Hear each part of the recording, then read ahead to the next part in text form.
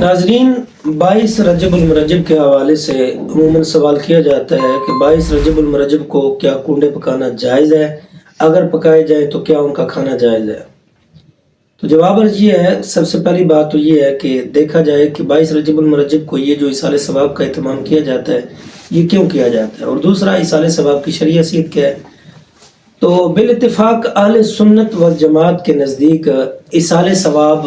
جائز ہے، اس پہ بحث نہیں ہے۔ اور 22 رجب المرجب کو جو کنڈوں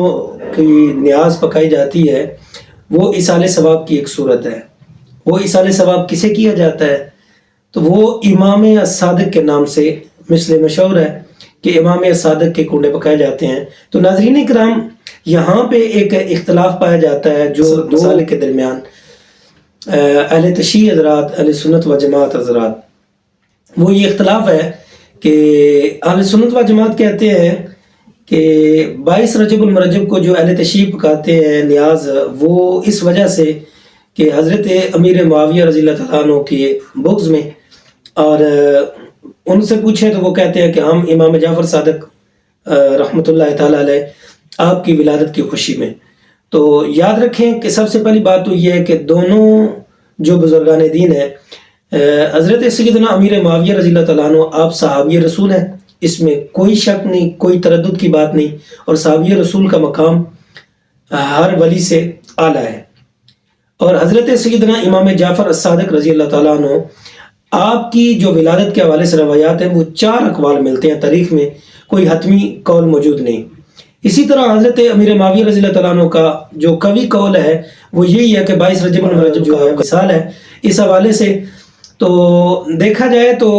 جو 22 رجب المرجب کو کنڈے پکائے جاتے ہیں ہم اسے ناجائز تو نہیں کہیں گے، البتہ اگر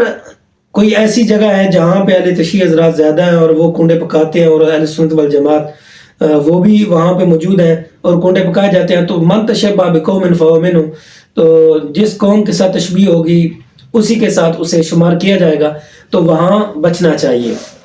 تاکہ جو اختلاف کی رائے ہے وہ ختم ہو جائے۔ میرا جو موقف ہے، میں یہ کہتا ہوں کہ